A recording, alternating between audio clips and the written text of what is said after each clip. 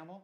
Let's go. Let's start with Rich. You were the AFT guy. Now you're the whole squadron game guy. But let's start with something in the game, I think. that affects everybody. This is a first-person universe. Let's talk about the FPS radar and the player interaction system. Which murdered me the other day, so I'm aware of how it's interesting because we obviously have given a talk on in case you just want to spend money and not do anything. And I think the biggest thing that when we look at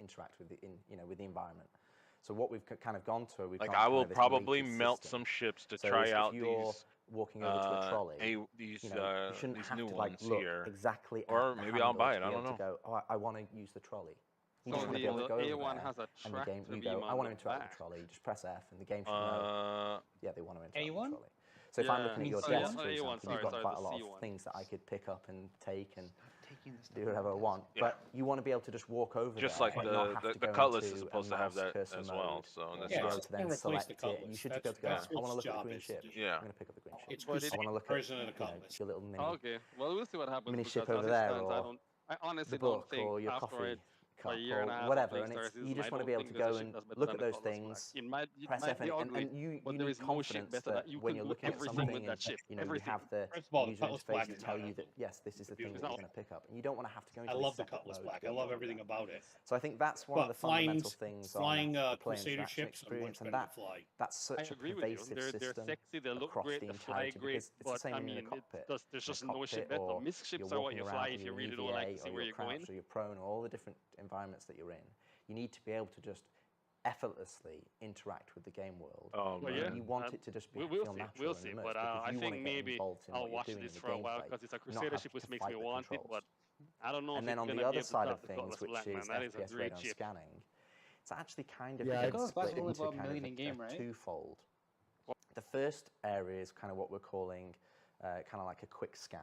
I'm looking at the pitches, and the back of it looks pretty big. It looks like it's going to be big enough to put a detailed. That's one of our strengths, that we're detail at scale. That's what I thought about. And so you want to be able to go in and understand all the individual pieces that you can go in and go, I want to move that thing, or I want to go and get in a giant ship. Yeah, but that's because next. But sometimes it's quite difficult to realize, okay, what is someone ask how much the Cutlass Black was in game? Which bits are relevant to me. It's 1.3 million. If you look at Uncharted, they have. So it's not a lot then, but the Crusader guarantees that be at least 2 or 3 million. You need to navigate. That's more time to grind that's not Star Citizen. Star Citizen's built. Yeah, see, what I'll do is I'll wait until it's in game, or at least on the PTU. Kind of like the radar I may scanning consider buying the CCU for Cutlass Black up to it and just let it sit in my hangar. That is kind of just for your local environment. If I use it, I use it. If I don't, I'll melt it. Tagged as you look at it. So kind of think, I'm willing to bet that the ownership is the okay, this is the model of the other Crusader ship. And it's almost like you've done a little mini scan.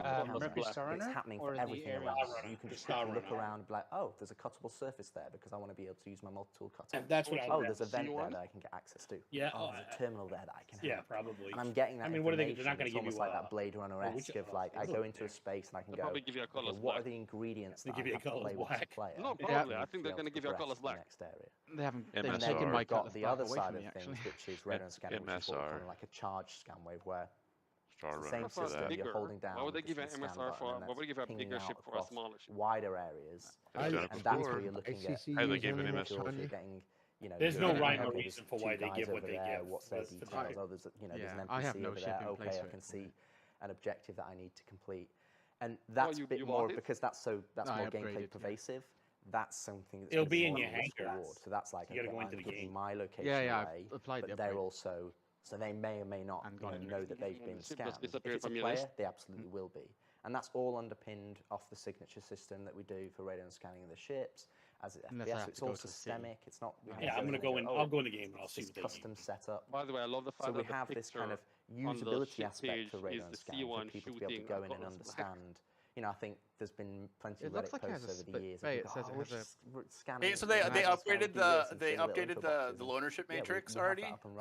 A1 is Freelancer Miss. C1 is Cutlass Black. E1 is Cutlass Steel. How you play the game. You're gonna get a Cutlass Black.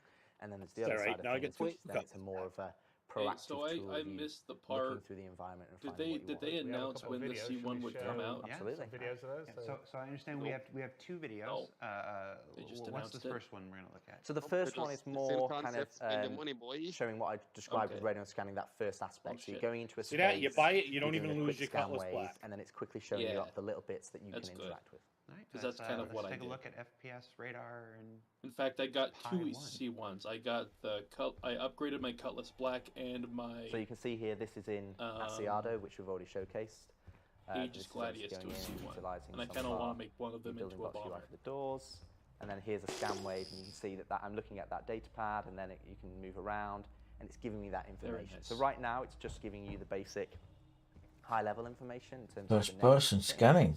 But you will also have more detailed information depending on actually what the item is. And what you're seeing here is part it's needed for finding stuff. Even though that's kind of a complex area, there's lots of little devastating things is you can a interact size with. 5 bomb? But you're getting confidence of, oh cool, I can grab that, or I can use the data pad. And you're not having to go into interact mode, you're not having to be driven by the cursor.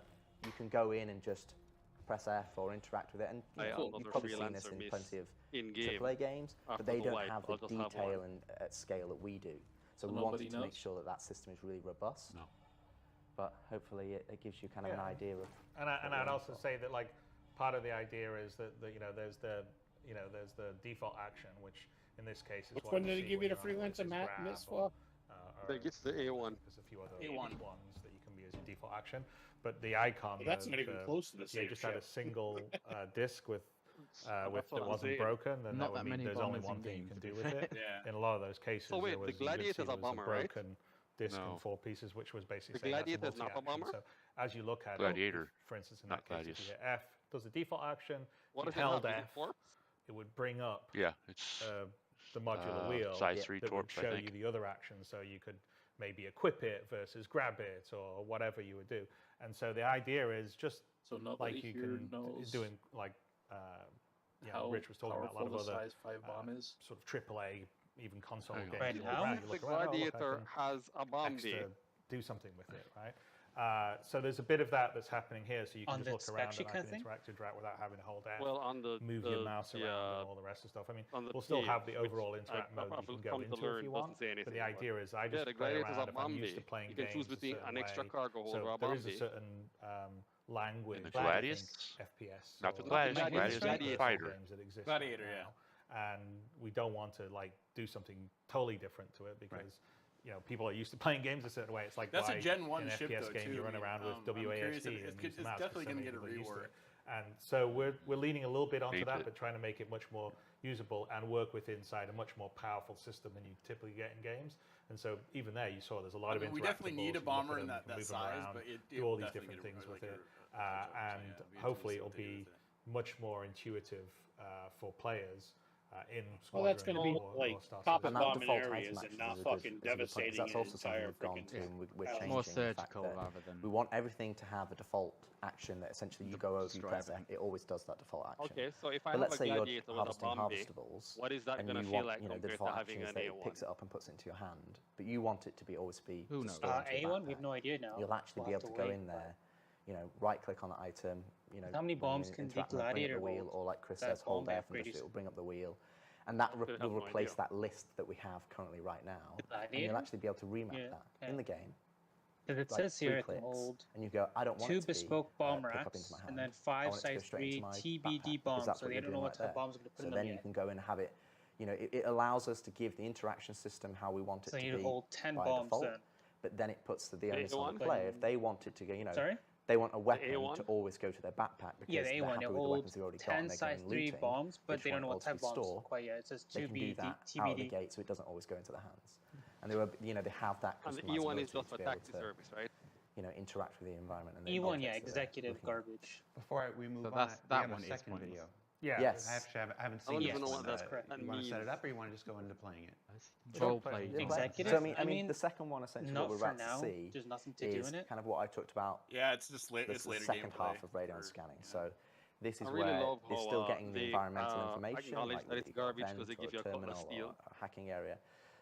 But you're also now getting information about they give you the cutting steel enemies for that. and the AI and what's a out there. useless So ship for a it's useless a wider ship. and broader. Yeah, I mean, this is where you basically. I feel like they're giving me even like more useless whether ship. it's X-ray vision or you can hear it through the I wall. think they give you something. Track someone on the other side of a wall, but you're not doing quite You know what? size, but much something more closer to. And if people go, oh, someone's scanning, maybe there's someone over there, and they can track you down. But it's not useful really. in There's no like when you're stealthing around. executive it's like missions that you're supposed to be you're using gonna go around these. the corner, you don't know if there's some what are enemies these called? around the Touring corner, ships? and you No, wanna these are find just out. executive ships. There's not a whole lot of it's- gameplay right now for that. Having played lots of Yeah, levels. the game doesn't exist, but it's in the lore of Crusader. We're That's trying to have originally a what they certain did amount was they of were a realism, people so like an executive you're not just people gonna hauler. go and gun down 400 And I can see people. this ship So we going want from you, like when you're in if you're staying situations, planet side you're or something maybe, or outnumbered staying and within you like have the to- same like solar system maybe. It's more of a stealth like running game in the just FPS quick than it is a VIPs straight around, out or I don't, run you and know, gun I don't know. shooter.